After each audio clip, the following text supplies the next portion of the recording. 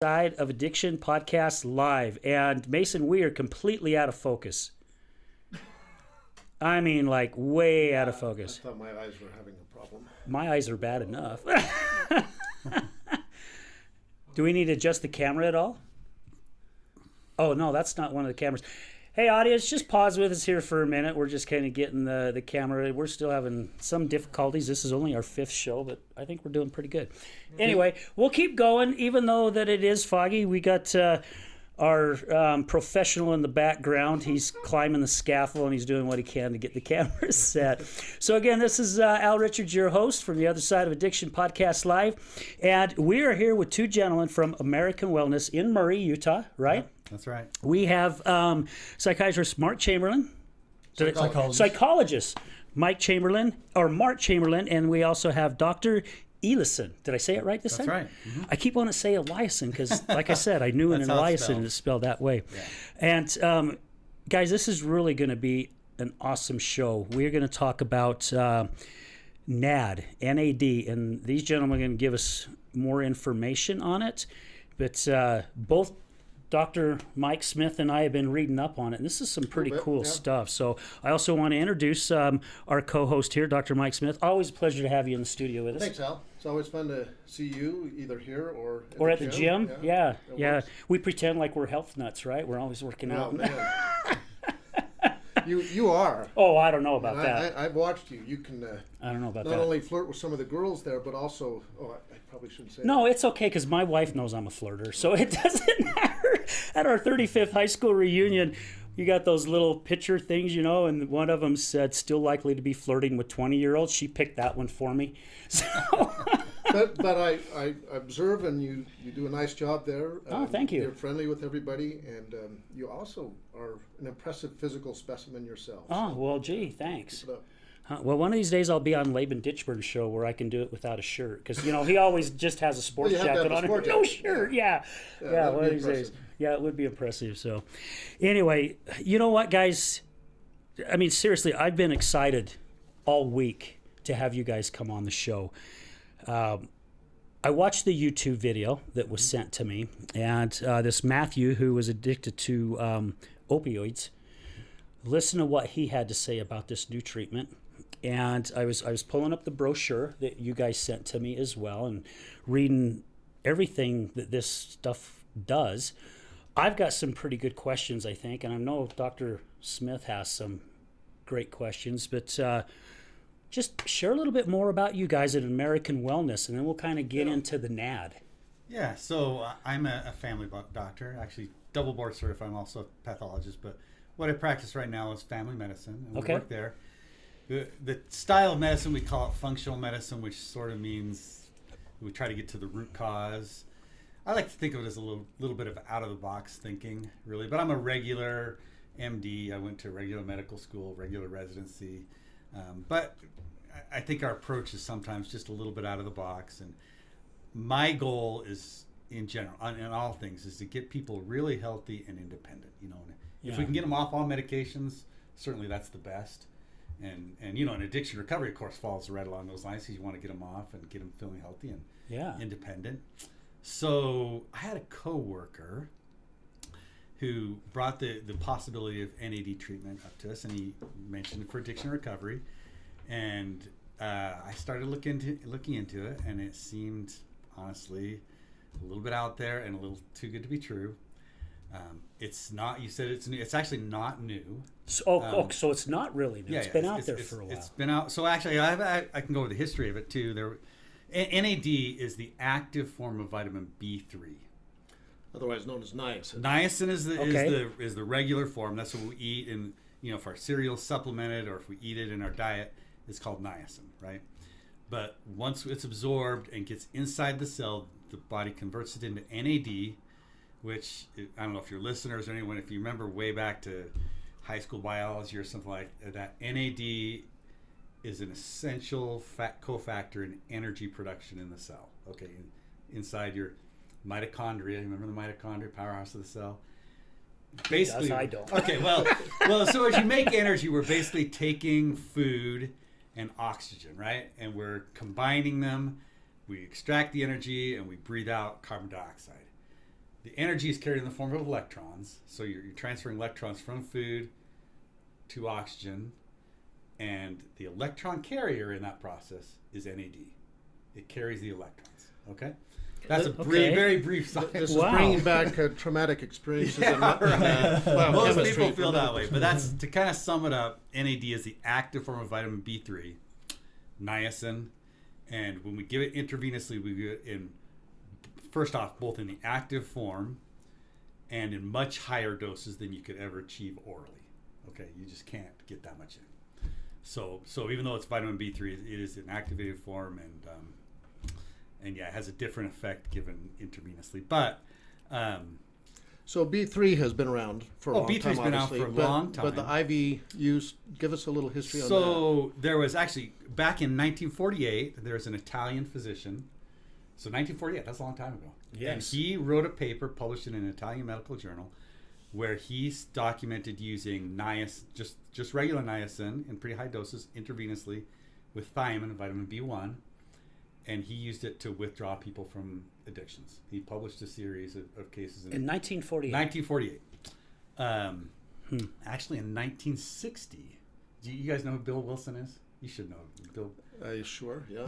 I don't. Bill Wilson ask is for the details, founder of Alcoholics Yeah, Anonymous. Oh, yeah. the 12-step program. Yeah, 12-step program. Yeah. Well, after he found Alcoholics Anonymous, he met with, there's another doctor by the name of Abraham Hoffer who told him, you can use vitamin B3 in high doses to overcome the post-acute withdrawal. I mean, Bill Wilson was sober, but he still felt, and he founded Alcoholics Anonymous, he still felt some of the effects of addiction years later, depression, anxiety, and under this counsel from this Dr. Hoffer, he started taking high doses of vitamin B3. Bill Wilson orally. did. Bill Wilson did. Yeah. And within a few months' time, he says his depression, anxiety lifted, and he ended up writing a pamphlet about it. But by that point, he was no longer in control of Alcoholics Anonymous, and the governing council was not amenable to vitamin cures. And most people don't know that extra history, but Interesting. Bill Wilson did write a pamphlet on that. Holy cow. That's great information. Yeah, in 1961, so again, 60 years ago, is the best really good paper of using IV NAD. And I have a copy of the paper right here. It's actually in a medical journal, right? 1961, Dr. O'Halloran documented using high doses of intravenous NAD. This has a different name in the title, but it's the same. Mm-hmm. It's the NAD. And he documented treating 11,000 alcoholics and a series of 104 other addictions from all classes: opiates, benzodiazepines, sedatives, amphetamines, cocaine, opiates, and he documented really good resolution. In fact, just to read, this is again a scientific paper. This is not These are not my words, but he says, let's see, he successfully utilized this treatment in 104 cases. He says, complete, immediate, total, and permanent withdrawal can be achieved and maintained by proper administration dosage of this medication. Withdrawal is achieved in very few of the characteristic withdrawal symptoms, usually experienced with other treatments currently utilized. So very few withdrawal symptoms. He lists all of the different addictions. I'm sorry, we're talking about alcohol withdrawal? So this is addictions treated in this series include heroin, opium, morphine, meperidine, codeine, alcohol, methadone, cocaine, amphetamines, barbiturates, and tranquilizers. So Wow. Everything. no withdrawal. It's pretty much a wide symptoms or range. Little withdrawal symptoms? Minimal withdrawal That's symptoms. interesting. Yeah. I'll talk about our personal experience in a little bit, but this is, I wanted to cover that this is actually not new and it's not unique to us. But it's not commonly used. Not commonly used. Right, I had never, right. 6 months ago, had you asked me about this, I would have been like, what are you even talking about? Right? I mean, I'd never heard of using vitamin B3 for addiction recovery, but we're definitely not the only ones. And he actually, ends saying that this therapy offers the family physician a practical way to treat drug addiction. Remarkable improvement in the general physical condition, neurologic function, emotional and mental attitude of the patients has been noted. No toxic side effects. I will say actually, during the therapy, nausea is, at least early on, first few days, nausea is pretty common from my experience, and other people have trained us. And also, first couple of days, it's a workout. People feel tired at the end of the day. It's not, not the same as like a detox type environment, but your body's working. So Now, is that some of the side effects that basically that people are feeling is like the upset stomach? Because I was reading a little bit on that. Yeah. Some people have very minimal side effects, and sometimes people freak out on side effects. However, like a lot of the stuff that's good for you, it's like the side effects are minimal. It's not like when you're watching TV and the commercial comes up with a new drug and it's a 60-second commercial and 30 seconds of it is side effects, basically, right? Mm-hmm. That's necessary because of the lawyers. Right. Well, You yeah. gotta, However, I mean, some of them, gosh, some of them are pretty flippin' bad. I mean, I wouldn't take it just because I wouldn't want to take the chance of having that happen. Yeah. You know? and that's where I would, it's a little frustrating for me as a physician, and I suspect you feel the same way, that there's all this direct-to-consumer advertising. Yeah. So people get good information, but they also get a whole lot of other information they don't know what to do Right. with. And I think having a medical background, you can make sense of some of that stuff, because Absolutely, yeah. they can really scare you away from a treatment that's appropriate, or talk you into something that's really not appropriate. Right. And that really, in the old days, that was something that doctors and patients talked about. Yeah. So nausea has been a common side effect in the first few days, and kind of fatigue too. Your body's working to clear things up. Right. But yeah, it really diminishes the side effect. But anyway, so 1961, there's Dr. O'Halloran who wrote a paper. I think he took a patent out on this type of treatment. The patent expired, and as with so many things in medicine, unfortunately, when the patent goes away, so does a lot of the push, right? There were some people in South Africa that picked it up, and they took it to South Africa. That was during the apartheid era. So South Africa is kind of an isolated area. I think they ran it in a series of proprietary clinics, apparently treated like thousands, they say 20,000 patients for addiction. But in South Africa, there was a PhD doctor by the name of Dr. Hitt who picked it up from them. He brought it back, but he started a clinic in Tijuana, Mexico, where like celebrities would come over, and he called it an amino acid blend or something. He has some sort of proprietary name, but he kept the formula secret. People would come there, they'd get treated. There's two different doctors who had family members that they took to be treated by this Dr. Hitt in Tijuana. We actually trained with both of them in getting prepared for this. But they took it there. They took family members there. They noticed really remarkable, and there's people in Louisiana. They said that, they interviewed the staff, the patients while they were there. One of them had addicted family members, so they were for full treatment.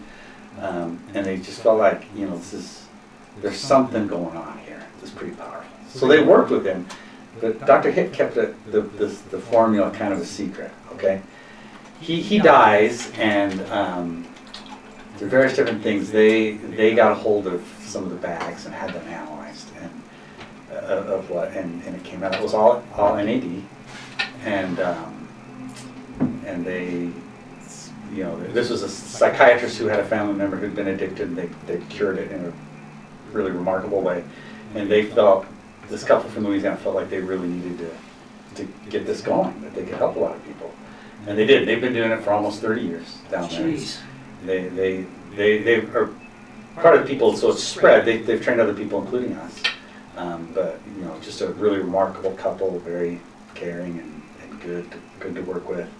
I have them on my cell phone contact. When we have questions, the psychiatrist there picks it up right away and helps me out. So, very helpful. And that's one thing that I have found out, Dr.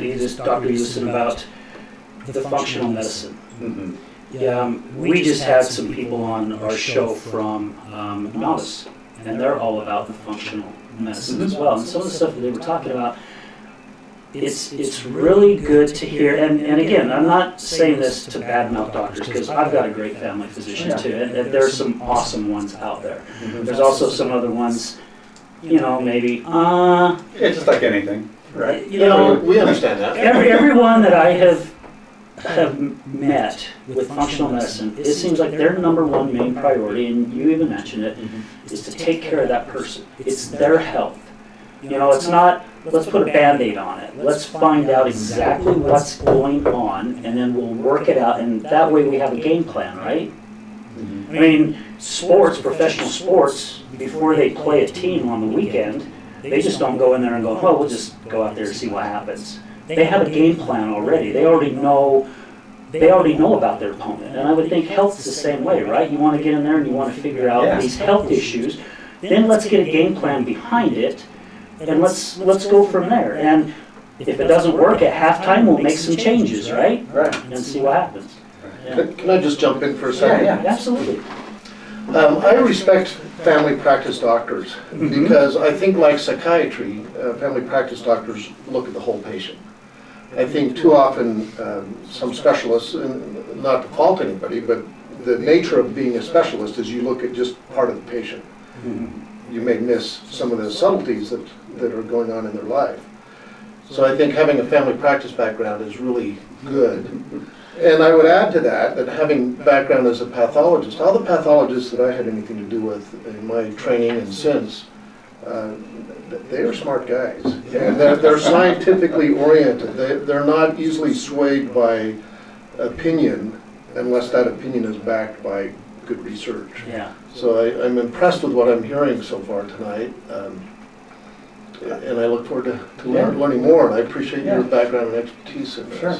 Well, and I'm sure that when you thought it was too good to be true, which most of the time it usually is, right? You'd want to do your research to go, really, how good is this stuff, right? So honestly, in preparing, because I actually feel like when they come to see me, and I'm recommending something, and I'm making strong claims, I better be able to back it up, Right, yeah. So I got 2 books, there are books written about other people who've done it. I read both of them. There's a 3rd book, an ebook. I read that. We did the training, like I told you, we tracked down the 2 different kind of branches that brought this to the United States, and then talked and did training with both of them. I actually then called the clinics, when the doctor wasn't there, and interviewed some of the staff. Are they really getting these results? And they told me, yeah, that they are. Really. Wow. The staff was pretty impressed with it too. So. And I'm still kind of cautious to start it, right? Because it's bold. But Yeah. I had a patient that I tried to get off some benzodiazepine, and can we get him? Benzodiazepine addiction can be pretty tough. We get him down low, and there was a certain limit that just could not get passed. And I proposed this as a possibility, and he jumped at it actually, and. Sure enough, benzodiazepine takes a little longer. It's one of the more difficult addictions, but he cleared up too. We followed the protocol, and he's doing great now. He's off all his benzos, and we couldn't do it. Both he and I tried several times to wean him down, taper him, and he came off. He sleeps through the night. He was also on Ambien, sleeping. He's off the sleeping. Came off the sleeping aids at the same time. Sleeps fine. Mark. You helped with that counseling, and he had some PTSD issues also. Yeah. And I think those resolved pretty quickly too. Yeah, the combination of working on PTSD when he was getting the NAD, it was remarkable to me how few sessions it took to really his were combat related. And I remember working with him and just thinking, he's going through this work pretty rapidly. And that, after the PTSD work, to be able to sleep well that night or that kind of thing, the combination, I was really amazed at how quickly he seemed to get out of both the PTSD, that hyperarousal, but then also that withdrawal that you expect to linger, like that, that withdrawal that just lingers, and then the craving, and the kind of the press of that habit of, even when they're not craving, it's like, but I found myself getting back into the behavior, and for him to feel the freedom from that was pretty remarkable to me. Yeah, so here I should say, as we started to bring this on board to our clinic, and I started getting into it, I had the feeling that this is a very powerful physical remedy, right? Yeah. Cure, right? But addiction is it has a strong physical component, very strong, right? Sure. But that's not all of it, right? And we want people to get better. So I thought we need to have a therapy arm to this, right? And of course, I knew my cousin. He's a great therapist, so he was the one I called, and I think he's done a great job too. So in this first case, it was sedatives or sleeping agents and benzodiazepines, but there was also a component of PTSD kind of blended into that from his combat experience, and the combination took him through the whole, all of it actually. So, So is there a number of treatments that someone has to go through? Because I think when I was reading some of the Yes. information that you guys sent to me, mhm. I think it said up to like 10 treatments, and then So it kind of wings down from there. Yeah. Is that correct? So standard therapy, one of the titles of the book is 10 Days to Recovery. This is one of the books. Okay. Is 10 days of IV treatment. And because nausea is a common problem, people can only tolerate so much of this that so it's kind of a full day of IV therapy, about 6 hours, Okay. and 10 days worth. And somewhere in there, usually between day 2 and 4, but it kind of depends on which addiction it is, they'll feel kind of a break, from the addiction. But you want to keep it going because we want to hammer it Correct. home, Yeah. right? Yeah. And some take a little longer. Okay, benzodiazepines are longer. Some people, we don't think of SSRIs, that's an antidepressant, but some people have some problems with that too, and those take longer if someone wants to come off those, actually. And some respond more quicker and more rapidly. Alcohol is such a scourge and so common, but it responds super robustly, like Wow. really well, and really quickly. I'll tell you about. You can add. Well, I can tell you about our first alcohol patient right now, but Yeah. I had one who had a. This is again fairly recent to us, but he had a problem from alcohol since age 13. And we're about the same age, so like a 30, 40-year history of alcohol use. Always been a problem. My partner had seen him for a while. They tried withdrawing, Librium taper type thing, where you've done this before, right? You put them on benzodiazepines, taper them off. Hope they won't relapse. He'd done that, with me, I think 4 or 5 times. With my partner, I don't know, many more times. He'd done inpatient rehab twice. I'd done my best to encourage him. He, mantras and love and compassion and That's all good stuff. Yeah, it's all great stuff. It's all great stuff. Yeah. But consistently had kind of relapsed. Day 1 at the end, he drank a lot. He was shaking at the end of day 1 of NAD therapy, and I was I've worried. seen that. I was worried on the end of day 1. I called Dr. Midier, who trained us. We ran over the whole thing, and he said, in 30 years of treating people with NAD, I've never had someone go into delirium tremens. As part of the protocol, we put him on an anti-seizure medication just to make sure he didn't, but I was still worried. Yeah. When I was worried, Yeah, I don't blame you. and Dr. Midier, he told me too, he will feel much better by the end of tomorrow. Sure enough. End of the day tomorrow, he's like, shaking was gone. He said, I actually feel great. Wow. And you remember this one. No, it's so. You started to feel better too. I started to feel better too. I felt much better, yeah. And so he went home. We continued the treatment at the end of 10 days.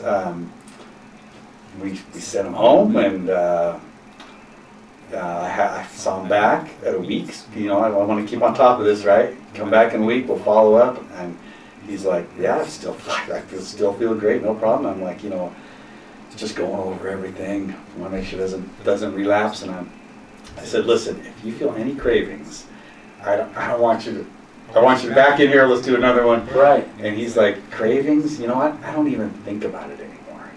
It's like it's not part of my life. That's huge. I know, it's amazing. And again, this is someone I worked with like for a year. long time. Yeah, to help him, and a good, and when I think about the time he lost from work and family relationships and just even the health damage. Yeah, you know? and you know, it's like a whole new person coming out. Honestly, that when the moment when he said, I don't even think about it anymore, and I feel good. That's like one of those high points in a medical career. Oh, yeah. You know, you I feel can imagine. Yeah, so I hope we can repeat that a lot. But the people I've talked with, Dr. Mitty, Dr. Humiston, the other people I do tell me, you know, alcohol responds super robustly, and that was my experience also.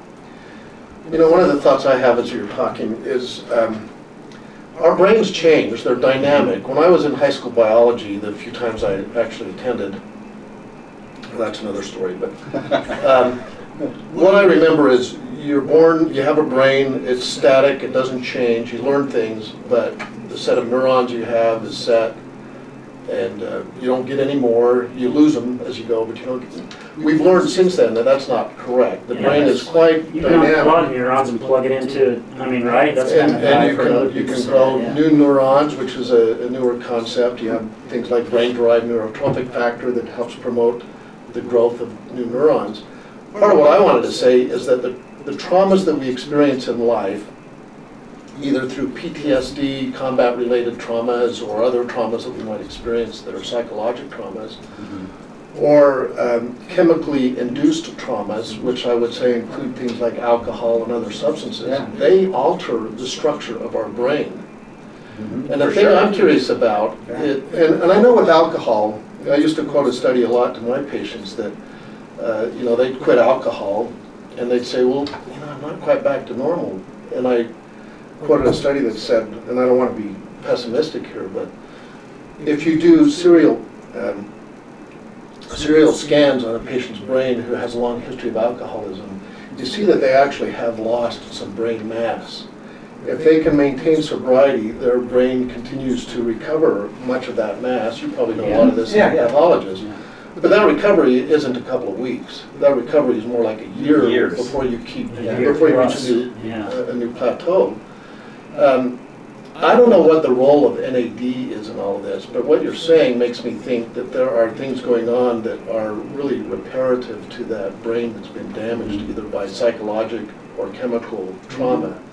Yeah. And it does, what I think is it takes some time normally to recover, but what you're suggesting is that there are ways to expedite that I think recovery process. That's what I have down what here. my reading and my experience is that it goes much quicker, and honestly, the brain recovers naturally, but it can take months, years, and honestly sometimes a lifetime. Mhm. You know, and so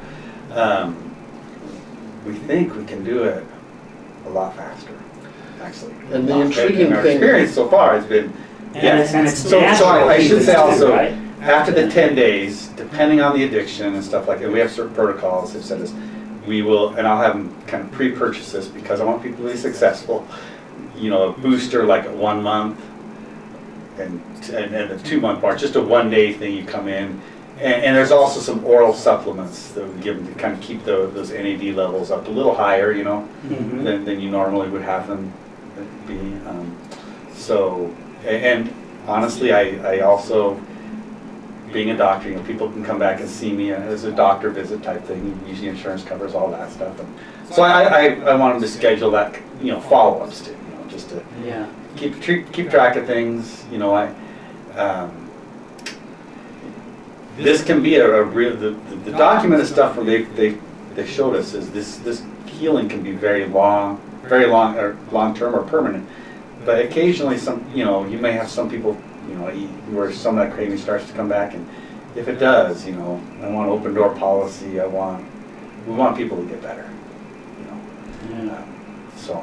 And it's, and Dr. White, I'm glad that you brought that up too about the time span. You know, because when my wife was going through all the AA meetings, going through recovery center after recovery center, and so many times I heard people say, you know, it can take up to a year, 12 to 13 months before you really start seeing a change. And I remember at the early stages of this, again, not understanding much about addiction like I do now, is going, you gotta be freaking kidding me. I've been going through this for years, and I still got, yeah, she's on recovery, which is good news, but I still got to put up with this shit more, you know. And but again, everyone's different, you know. Everyone's body does things differently, and you know, I started to notice this change in my wife just, I think it was probably in about the 6th or 7th month, just how her personality was starting to change, and it was actually coming back to be better than it was before. I just can't imagine having something like NAD to help the natural process of the recovery. It's almost like putting it on steroids in a way, you know, but in a safe way. Yeah, in a safe way though, in a safe way. Yeah, that it's just, if it's helping people like this, I mean. When I think back on the years, like I used to work at a methadone clinic, and you take someone coming off heroin or pain pills, and their brain is screaming that I want what I had before. The appetite system is totally hijacked. And when you use something like methadone, or so many of the medications we use, keep the cycle going. They essentially go in and kind of address that screaming, but you address it with something that's not, you know, the body has its own opiate system, but you're putting in those, you know, external opiates. And in some ways, we stretch out that withdrawal, because even if it's a longer acting chemical, it's still going to have that same cycle to crash afterward. And so it's been remarkable to me that one of the individuals who was going through the NAD treatment, who was coming off of pain meds and opiates of a couple of different kinds, I think heroin, and to see his system kind of, you know, in those initial few days where he's going through the usual before he came in, and then it changed. It does not linger like the detox folks that I worked with before, where they're kind of chasing that, you know, how are you doing now, and trying to balance it with, you know, the chemical replacement essentially of whatever you're in the cycle of. And so whatever's happening with the brain, where there's relief from that, and there is other kinds of discomfort, but it's not I have my, at least after that first kind of fever breaks, if you will, it's not that same, I'm craving so bad, can I have something for the craving? It's like, the brain, whatever's going on with NAD and that appetite system seems to be settling the nervous system alarm bells, just like you know, the smoke alarm that's going off, you know, overactively. It seems to be calming the alarm system so the person is in less distress. And to watch people go from, you know, craving level, distress level of 10, 9, pain level, for him, a lot of it, he had used opiates for his pain. And I remember him saying, I just don't know if I can stick with not having some opiate in the system when I have this pain level of 9. He was uncomfortable all the time. Right. And I remember getting a text from him, because he hadn't brought it up. I'm like, well, what's your pain level? And this was after the 10 days. He said, it's a 3, but it's that same thing. It's like the nervous system isn't just screaming at you that it's a 3. It's a 3, but I hadn't thought to mention it. And it's like, you could get it off your mind, you know, 10 days ago. And now you didn't think to mention, like, so it's not like it had removed his pain, but again, that addictive system isn't about, I gotta get rid of the pain. It's that kind of non-stop pestering of the system of the brain saying, but you know how to take care of this. Go take care of this.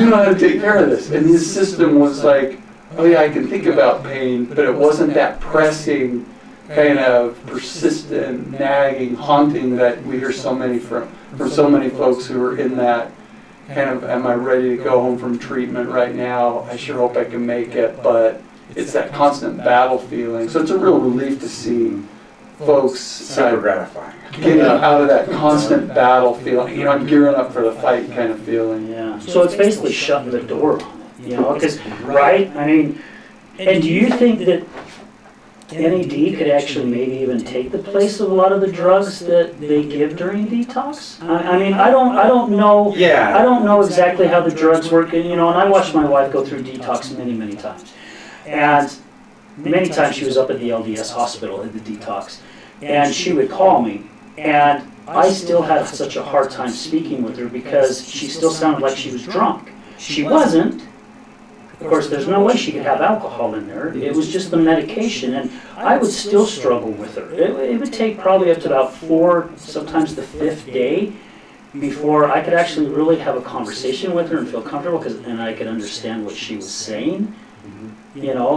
However, I also know many, many times she went to detox, and within 24 hours out of detox, she's back on the bottle again. And again, it's like what you were saying, Mark. It's that brain screaming, going, you're hurting right now. You know what? We'll fix it. Just go get a bottle, and drink all of it. Then go get another one. And when you see a patient like that in pain, the compassion, if we know something that will help, even if it's a slightly different mechanism of the drug or whatever, I mean, they try to make detox humane. You can see why the meds are, utilized to try to gradually ramp the person down. But really, if your system is fighting that, if the system is, if you're essentially, not, again, I don't know all the mechanisms of what naturally the brain is needing, that the NAD somehow seems to balance.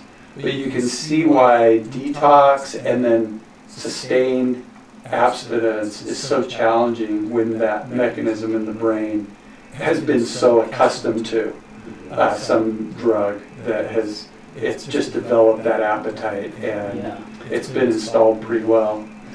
And I honestly give people a lot of credit who maintain that in spite of the anxiety, the cravings.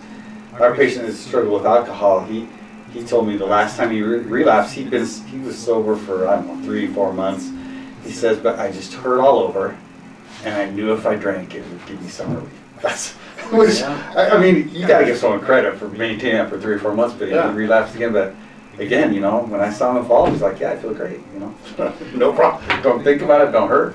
See, my wife went 13 months sober once. Yeah. I mean, 13, I really thought, my gosh, she's on the right track now. She's going. Mm-hmm. And we were doing a little stay vacation, and I'd like to have still a few cocktails at the time. And we went on the stay vacation. She goes, look, if you want to have a few cocktails, I'm good. I'm like, are you sure? She's like, yeah, no biggie. Well, and I did. And we sat and played rummy, and we were having a great night. And then I went in and went to the restroom, and then when I come out, I saw her hurry and put my glass down. I'm like, did you just take a drink of my drink?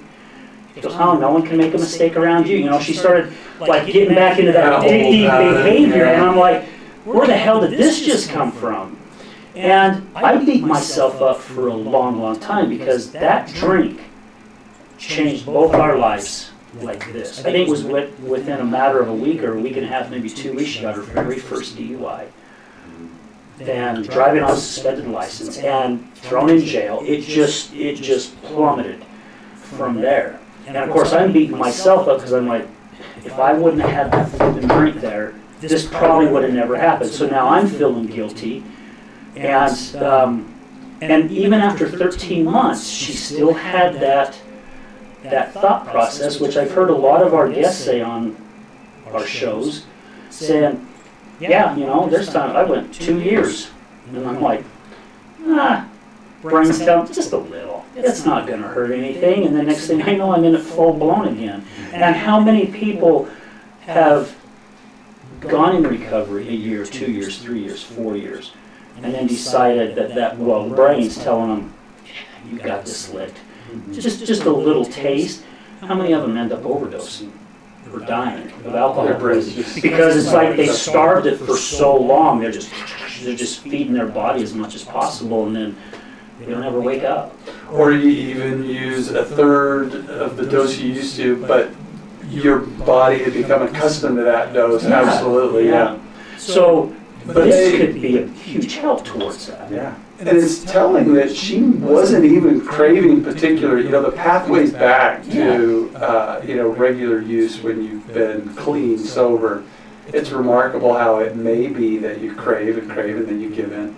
But it may be that it's just this little decision that seems just such an elegant fit at the end of a hard day. And there's friends are drinking and it just feels so right. And it's like, there's, like you say, the how small a decision seems then, and then that, you know, kind of the sequence that follows afterward. I should, of course, here add that NAD is a very powerful way of addressing the physical things, but it does not enable us to continue using the drug. Right. You know, you do have to, Right. you do have to stop and you're done, right? And- Well, it's choice, right? It doesn't have And- any for making the right choice or the wrong choice. But if you don't have the physical cravings, you don't have depression, anxiety associated with the withdrawal. That really helps. Yeah. Absolutely. So, yeah. Now, this drug also, I was looking at some of the notes when I was checking this stuff out. We've talked about the addiction. It's helping with Alzheimer's, right? Yeah, that's It's what I was helping thinking. with anxiety, which we talked about, brain Yeah. fog, burnout. We talked about depression, as well as pain management. So, yeah, which you were talking The about. people in, we haven't done this yet in our clinic, but Okay. the people in Louisiana, they call it the brain restoration.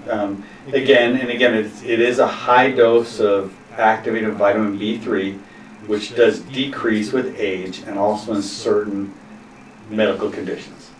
And, you know, it's been documented in Parkinson's, Alzheimer's, certain types of burnout, so I talked to the people. I haven't done any cases of Parkinson's, but they told me, the people in Louisiana, that they have treated, you know, quite a few cases, and they've always seen an improvement. But they did say it's not always as much of an improvement as the patient wanted. So, and as with anything, the earlier you start, Yeah. the better result you get. Right. And the same thing with Alzheimer's. They said they've treated and had some really remarkable comebacks, but the longer and further you are along the path, the less you're going to get back. It's kind of like I mean, anything. yeah, right. It's steel decay, and it gets to So, a point where you can't fix it anymore, right? Yeah, so I have not done Alzheimer's patients. We have had someone with a sort of a case of burnout type thing, and she, at the end of it, she told us the best way she could describe it is her brain was alert again. So, yeah, I'm curious about the other possibilities with this. One of the hard things I think in medicine is that our normal approach is to consider something and then do some trials with rats or rabbits or whatever, and then eventually get to human studies and then go through the whole FDA approval process.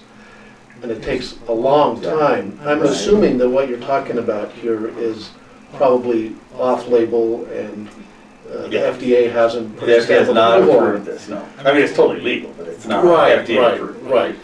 Yeah. And the FDA, I don't want to criticize, but it's a slow process. And expensive. And if there's no patent available, Yeah, who's going to do it? but I do wonder about all of these other neurodegenerative disorders that might be benefiting Yeah. from this. You mentioned Alzheimer's. I don't know if in your thinking you're including Lewy body dementia with that as well. But I wasn't, but it's yeah, not a possibility. that's close to Parkinson's disease. I mean, I think there's some overlap there. Right. And I'd love to have some options for treating that. Yeah. I mean, you said that what you're aware of, the results have not been spectacular. The patients have wanted a little more. Well, I should say, some have been spectacular. No, I There mean, are with some the- that have made full recovery, like almost full recovery from Parkinson's, but not all. Some have come, done it, had some recovery, but this is what they told me in Louisiana. But I wanted to get they wanted to get all the way there, and they didn't. So Right. And the treatments we have right now for dementia, not good. they're not that great. Right. Yeah, they're going to leave people frustrated, and Yeah. the patients' families will be frustrated as well. They may be a little less frustrated than they would be if there was no treatment.